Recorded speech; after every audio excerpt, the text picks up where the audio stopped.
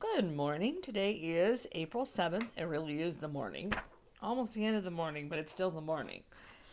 Oh, yesterday, all those videos, some of them didn't work so well because you shouldn't do work when you're tired. And I had to redo a bunch of stuff this morning. So we're getting on to today's videos. I want to do a morning meeting today. We're going to do a math calendar activity today. And I'm going to also post a reading activity that hopefully will show you the different places that Laura lived throughout her life. And you can see a video of the prairie and hear what she heard and look at her house and the well that they're going to dig in the book, which is always a fun thing to do. So we'll see if that I can get that to work too. Hopefully. After last night, who knows? So April 7th is going to be, like I said yesterday, the best day of the week. It's supposed to be like 80 today and wonderful. So go outside and do something wonderful this afternoon before it gets really windy and then a little bit cooler. Not cold, but a little bit cooler. There are some science things on your learning schedule today. So coming up in about a half an hour, there is a live event with Mystery Doug. I sent the link to your parents in email yesterday. If noon doesn't work for you, because he's in California, so it's when it works for him, he will have it on his. The link will take you to viewing the video after it's been done. He'll have it posted. So if you guys need to eat lunch and you can't go right at noon to watch it live, that's perfectly okay. He's going to do a bunch of fun things, and it's from his own house. So I think that'll be kind of fun to see. The other thing for science is an optional as well, but always fun. Tonight is a full moon, and we have a special moon right now. Like I said yesterday, it's called a pink supermoon, which means that it's going to be bigger than a normal full moon, and it's going to be, well, it's not pink. It's maybe a little more orangey than it normally is, but definitely the color's a little bit different, but I wouldn't call it pink. And so that'll be fun to go out and see. They said in Nebraska the best time to see it will be about 9:35 this evening, as long as it's not cloudy. It's not supposed to be cloudy during the day, so we'll just cross our fingers and hope we can all see it tonight, because it's supposed to be, at 80 degrees for our high at 9:35. It should still be in the 60s, so we'll just throw a jacket on and go and look out and look at it. Would be a great thing to do. Wouldn't be a bad night for a fire pit as well outside, now that I think about it. Since we're stuck at home, if you have fire pits, your families can do that. Moving on. So, our next thing is our super sleuths. So yesterday I gave the 2 clues for Monday and Tuesday, and today I'm giving the clues for Wednesday and Thursday. In my video yesterday I decided, I don't know if you agree with me or not, but that they weren't super good clues. I mean, we know it's a person. We know that they are an American, but they weren't born in any of the 48 continental states, so they must have been born in one of our other states that aren't connected to the main 48 states, and they have been influenced by service and servicing people throughout their lives. So let's see if these help and you have anything else to look up. So today, the next one is Wednesdays, and it says, I was very popular and I served 3 terms in the U.S. Senate. So this person was a senator for 3 terms. So you might be able to look that one up and see if you can find something about that. And then number 4, which would be Thursdays, says, I taught at a university and I am a Nobel Peace Prize winner. Well, those give us a few more clues, at least stuff that you can go on Google and look up, or ask Alexa, and that might help you. So, I don't know. Tomorrow's morning meeting, April 8th, will be our last one for the week because of Easter. So I will, like I said, I will read the Friday clue at the beginning of the meeting, and then right before I quit videotaping, videoing, goodness. I will give you the answer and see if you got it right. Hopefully. Remember that your response is to write on the template who you think it is, or tell me that you have no idea. But hopefully you're going to do some looking up skills. All right, let's go on to our weather chart. And I have it mostly filled out. I didn't do the hours and minutes. So today is April 7th. It's going to be sunny today. It's going to be 80 degrees, it says, and it was 48 this morning. Actually, this morning, I think it was in the 50s. I don't think it got down that low. But anyways, our sunrise was 6:59, and yesterday was 7:01, so that's 3 more minutes. And then tonight the sun will go down at 7:59, and yesterday it was 7:58, so that's a minute later. So we have 2 and 3 makes, or 1 makes 3 minutes more of daylight today. Yesterday we had 13 hours and 16 minutes, so if we add in the 3, that would give us 13 hours and 19 minutes, which feels like it's going fast for me. And I would say that usually April does go really quick, just like March does. We pick up and we have 3-minute days, 4-minute days, an occasional 2-minute days, but we seem to go really fast.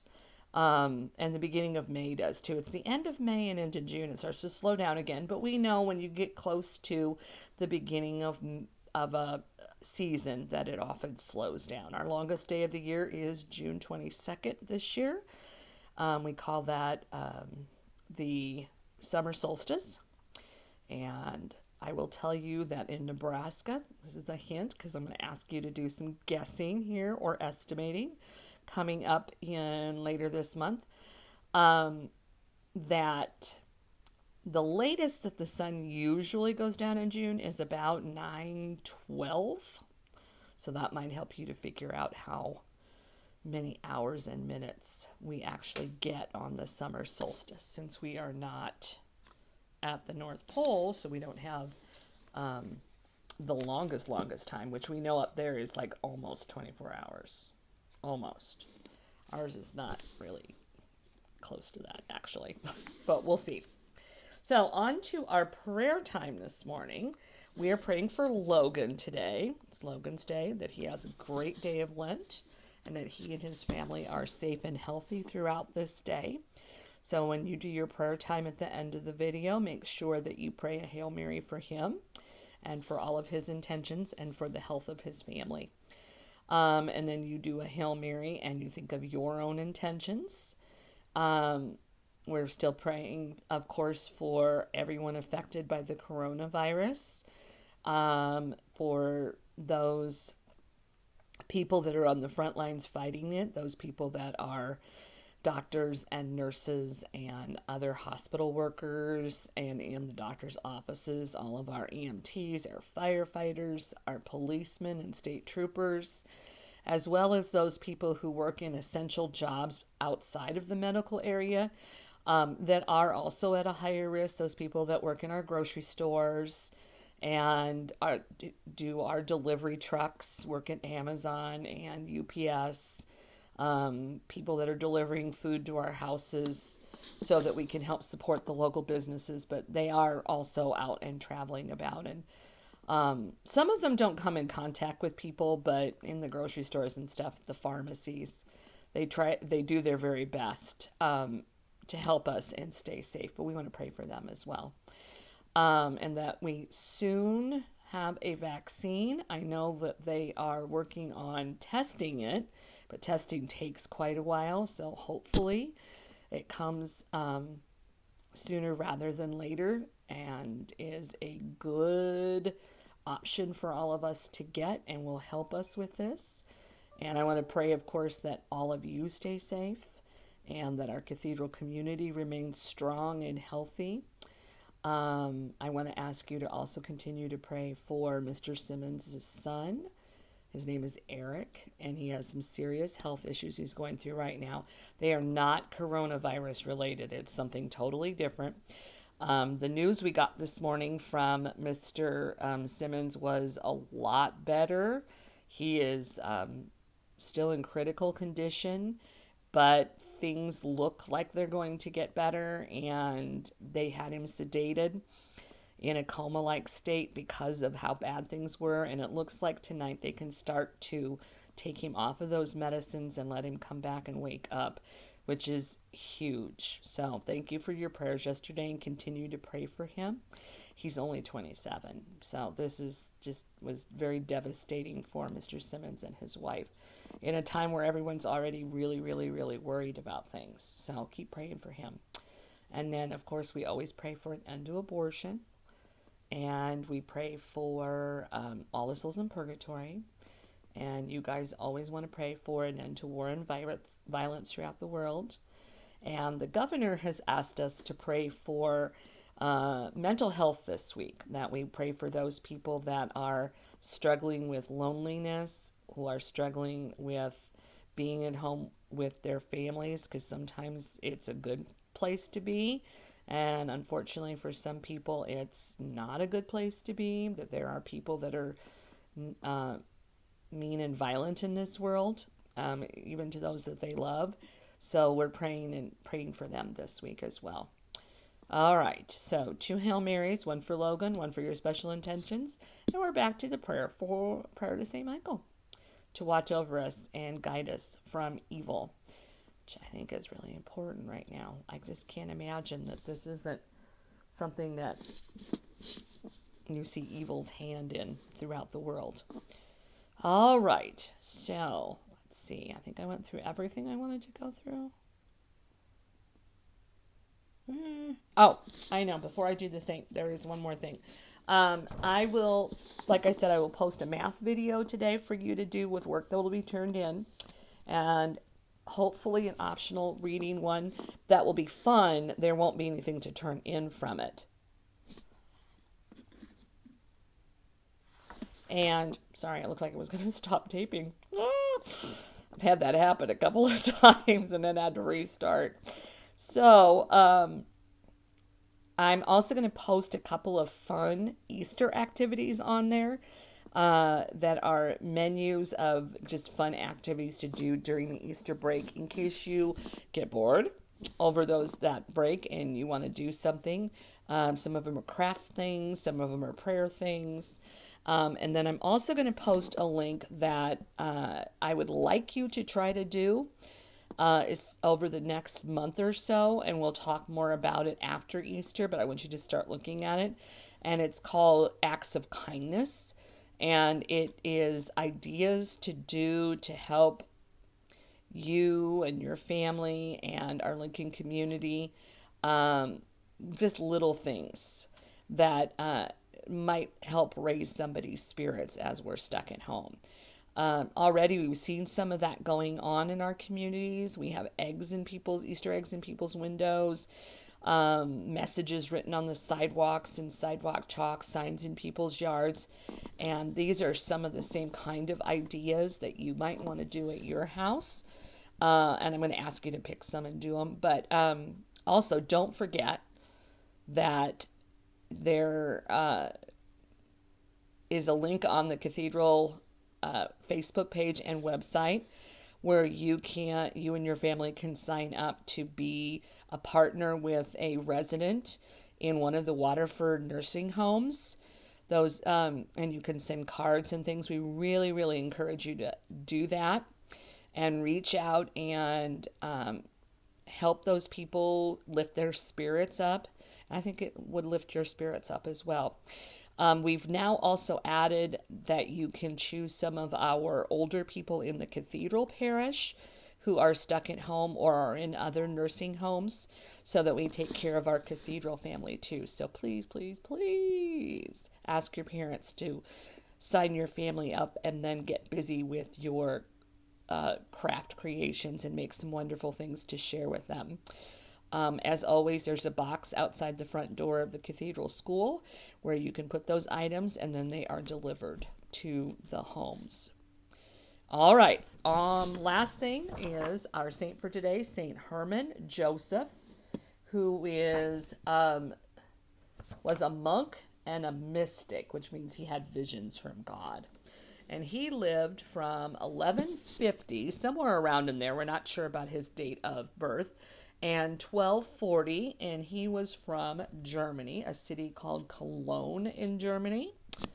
And let's see, that makes him somewhere around 90, 91, maybe 92 when he died. So he lived to be very old. As you can see in the painting, he showed as a young man, and then we have angels up here who have come to talk to him. So it says, born in Cologne to very poor parents, which is interesting. I feel like lately, especially back in March when we were in school together, not that we're not in school, but when we were in the school building together, we heard a lot about wealthy people. He was born to a very poor family. He was 7 when he started school, and during his boyhood, he formed a lifelong devotion to Our Lady, Mary, and the Holy, and the baby Jesus, the Holy Child Jesus, who he prayed to regularly.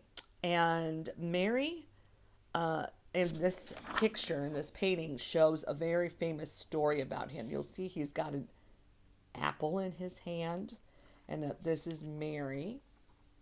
And then this is an angel here.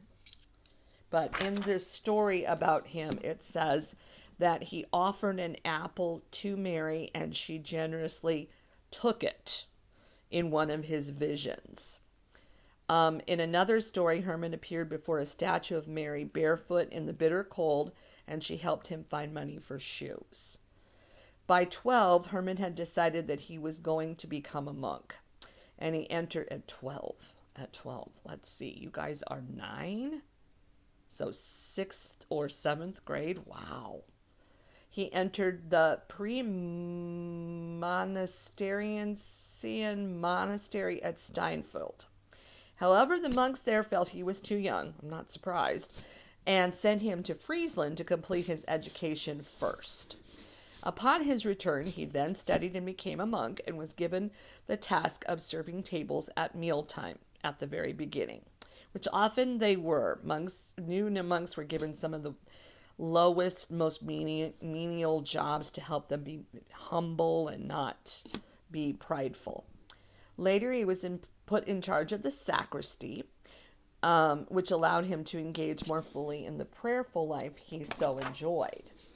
Herman was a humble priest, because he went on to study and become a priest, who treated others kindly, and he was appreciated for both his spiritual and practical qualities. Herman not only ministered to a nearby convent of Cistercian nuns, but he also kept the monastery clocks in repair. So he still did small jobs throughout his life, even though he was a priest. Made sure the clocks didn't break down and they always ran and worked well, which we don't really think about today because our clocks are run on electricity or on batteries, and those didn't back then. They had to be wound and taken care of. His innocent nature earned him the nickname Joseph, a fact he found embarrassing until Our Lady reaffirmed it in a vision by placing a wedding ring on his finger. Herman celebrated Mass with a passion and reverence far beyond the other monks. He also practiced severe asceticism, and those were extra penances that he chose to do. For example, he would have nightly prayer vigils. He had a very strict diet where he ate very little and only certain things. And that did affect his health as he grew older, but he still lived to be 90 or 91 or 92. But he was best known throughout Germany for the visions and appearances that inspired him to write many prayers, hymns, and treatises. Most importantly, his visions and talking directly to Our Lady, Mary. So that is the story of St. Herman Joseph. And I will see you for morning meeting tomorrow morning. Goodbye.